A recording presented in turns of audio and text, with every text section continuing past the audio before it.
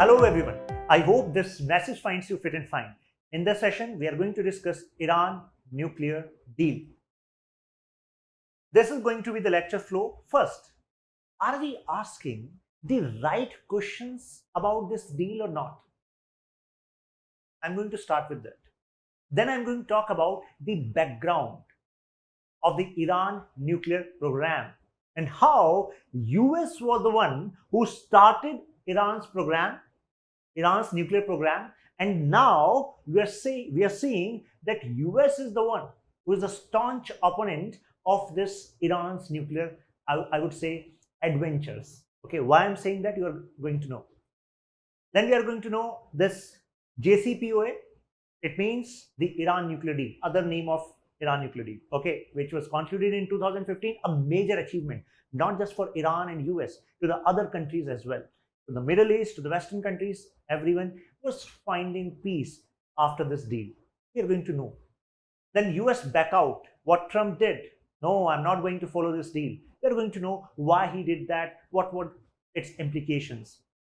Then what's the view of Biden administration? What is happening now? Why we are having this session now? So let's start. So first of all, look at Iran. Where Iran is located? It's in Middle East, oil-rich nation. I want to start this session with a simple question. We are discussing this because US, Western countries, and some other allies of US in Middle East, for example, Israel, Saudi Arabia, they have this perception that Iran is having nuclear weapons or going to make nuclear bomb, and which is going to threaten the peace of this area. And if I want to quote Israel, so Israel says Iran having nuclear bomb is existential crisis for Israel. And who is a friend of Israel? US. So don't you think it is a duty of a friend to take stand if one friend is having existential crisis because of Iran? Similarly, US other friend, Saudi Arabia, having same issues with Iran, right? So my question is, yeah, we understood that Iran is not in good terms with Israel, Saudi Arabia, and some of these nations, and Israel is saying existential crisis. But North Korea is also a nation which time and again threatens US, saying that I have a nuclear bomb and I can do whatever I want. Then why don't we talk a lot about sanctions on North Korea? Why there's not much news about what US is doing about North Korea? Why this disparity? क्या इसमें कुछ भेदभाव है? What is the reason? There are multiple reasons. One is location. Location of Iran. Major partners of US. Oil economy. Right? So Iran working on the terms of US and Western allies becomes a prominent reason to have some kind of stake, or you can say some kind of treaty which regulates Iran. Because no one likes surprises, especially when it comes to nuclear bombs, right? Another point is that it is not just about Iran, okay? It is about challenges and threat perception with respect to US. Because when we go into the background of Iran, there was a time when Iran was ruled by Pahlavi dynasty, Shah of Iran. I'm going to show you the picture. And that at that time, Shah of Iran was in good terms with US, and some says the Shah of Iran was puppet of US. So there was no threat from Iran at the time. But when Iran saw revolution, Islamic revolution, and we saw Khomeini became the supreme leader of Iran, and he regarded US, means After the Islamic Revolution, Khomeini regarded that US is like a Satan, compared US with Satan, Shaitan. And what you need to do with Shaitan? You have to fight. So it means Iran's core policy, which was going in term, parallel to the axis, having parallel axis with US, actually turned antipodal, means against हो गया. So now think, if a nation turned its polity, and now that nation is having democracy, and now the leadership of this democracy is saying ki US is Satan, we have to fight. Don't you think this will actually bring concern in US? Yes, it brought concern in US, and that is why we are discussing about Iran, right? And another difference, if we see, is from North Korea. North Korea is majorly having closed economy, little ties, little business with other countries. So your sanctions, US sanctions might not be that much effective. But when it comes to Iran, Iran's economy was majorly based on export of oil. Although Iran is making efforts to, have diversifying its economy, considering the sanctions have taught a lesson to Iran. But the point here is, its economy is connected to other nations, Western nations, US. So it means यहाँ पर sanctions काम करेंगे. If we cut the pipeline, then whom you are going to sell your oil? How you are going to earn money? How you are going to spend on those nuclear weapons or nuclear enrichment program, right? So that is why Iran is different from North Korea when it comes to effort of US for countering nuclear states. Okay. Now, take a look. Atoms for Peace. This is the program which actually launched Iran's nuclear program. So it was US itself. So Atoms for Peace is a title of famous speech given by US President Eisenhower in UN General Assembly. So look at the time. We are talking about early 1950s. And in 1945, world had already seen the power of nuclear weapon from Hiroshima and Nagasaki. And there were some threats, means there were some, security dilemma across the world, that if something like this can happen in Japan, and it can happen anywhere, the world was not safer anymore, right? So at that time, it is said that Eisenhower's this speech changed the perspective and said, no, we are going to actually give you nuclear technology, but for peaceful purpose. If US is doing something, if US is giving something, promises something and delivering on that, it means US also wants something. And what was that? US wanted to shift this security dilemma. US was saying, if you sign on NPT, Nuclear Non-Proliferation Treaty, it means if you sign, this US asks Iran, if you sign on NPT and says that you are not going to invest, or you are not going to do research and form nuclear weapons, then we are going to give you nuclear technology for peaceful purpose, for energy purpose. So what benefit was there in this deal? Because everything which is done in international relations is actually for national interest. So what was the interest of US? Actually, US wanted to whitewash. US wanted to whitewash what US did with Japan. If US created the security dilemma, US wanted to bring solution to the security dilemma by saying, oh, I'm bringing atoms of peace. So one is shifting the perspective of world towards US. Another is, and this is important when it comes to international relations, because perspective matters if you want to become power, superpower in this world. Perspective matters, right? Second is, if US is giving you technology, US is going to give you equipments, they're not free. You should be thankful because you are getting this technology. But US company, private company, they are going to sell you equipment, means money will come in US. Don't you think it was the advantageous position for US? Right? So this actually launched US program, launched Iran's program, right? Now, what happened after that? So this is Eisenhower and this is Shah of Iran at the time, Mohammad Reza Pahlavi.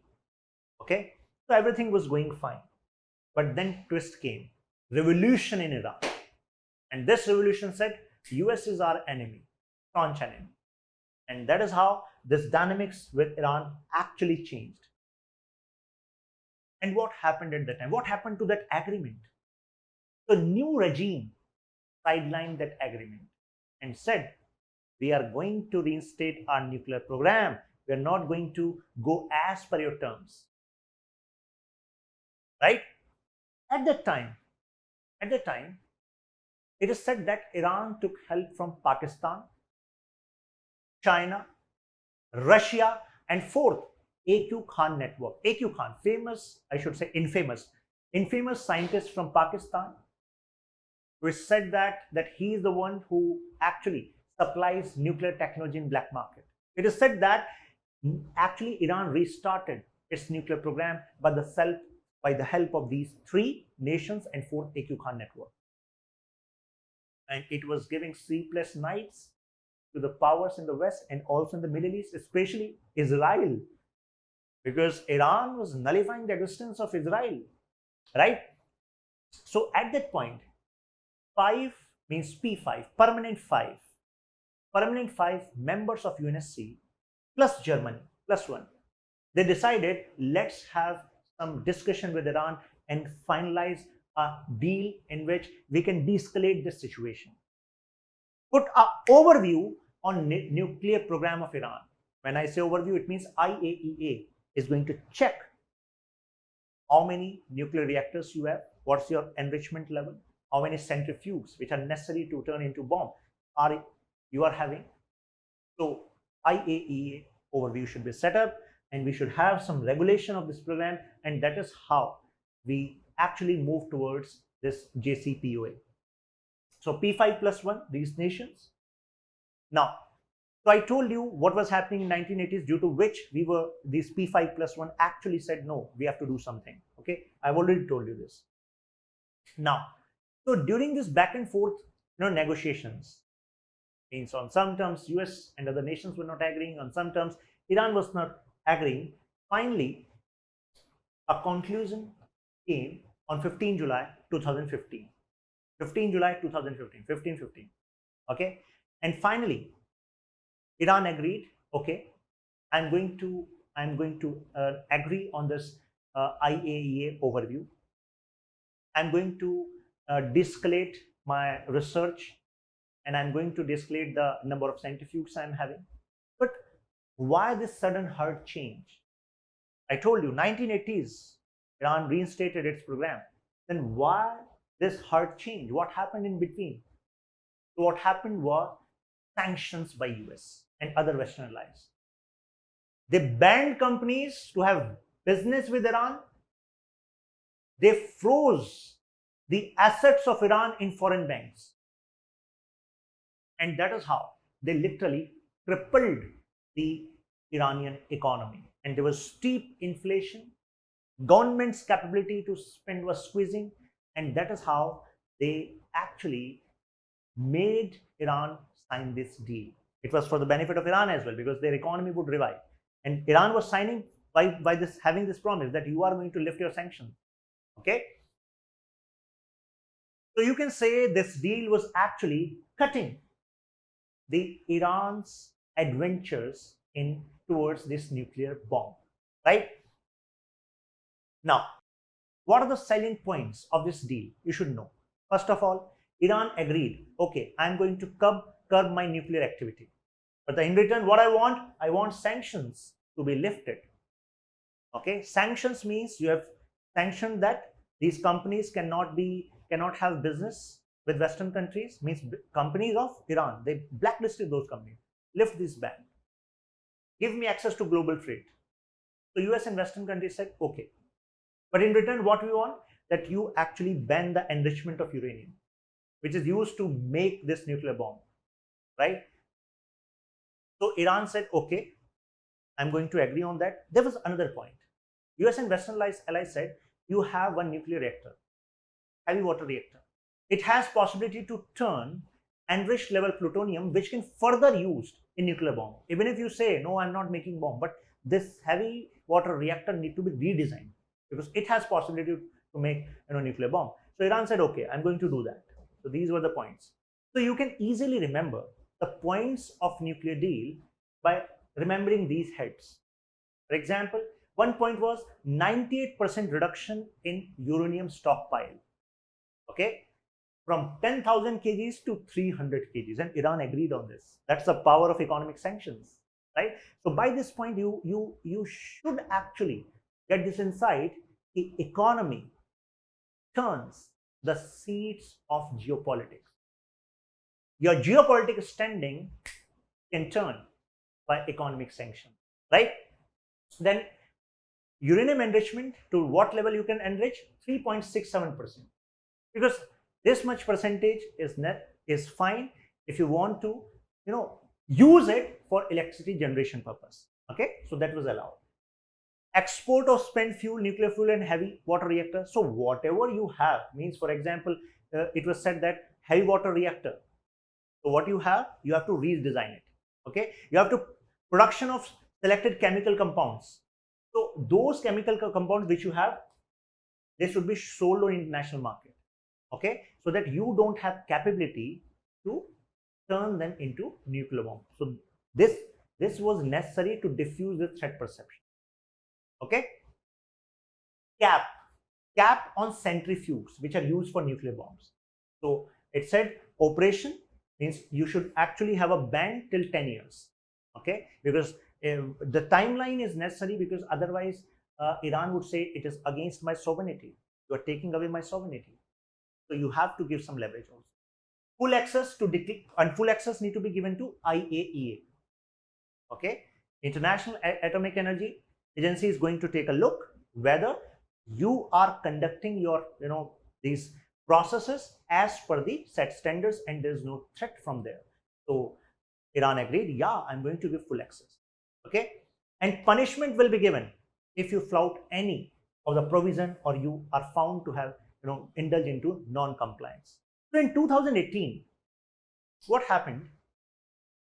US said, and Donald Trump was president at the time, he said, no, this Iran is also is as of now is having some research done for this nuclear bomb, and this is threatening our security, regional peace. So I'm backing out from this deal and I'm putting against sanctions. I'm again putting sanctions. Okay, so the sanctions which were lifted, now I'm putting again. This is what done by Donald Trump. So many of the Western powers, they were in dizzy. What is going to happen now? This is going to bring instability. So at that time, what Iran did? Iran encashed that moment. Iran actually circulated that. Either you Western nations, I don't know what US did. Whatever US did, that is US prerogative. But I want these sanctions to be lifted. Okay, if my economy is in trouble again, then I'm going to proceed ahead with these nuclear weapons. Okay, so that is what was happening at that time. So keep a look on basic the enrichment level and in what enrichment level is connected to what category. It means natural uranium is in 0.72% enrichment category. What is allowed at 3.67? I've already told you it is part of the deal. 20% nuclear medicine isotopes.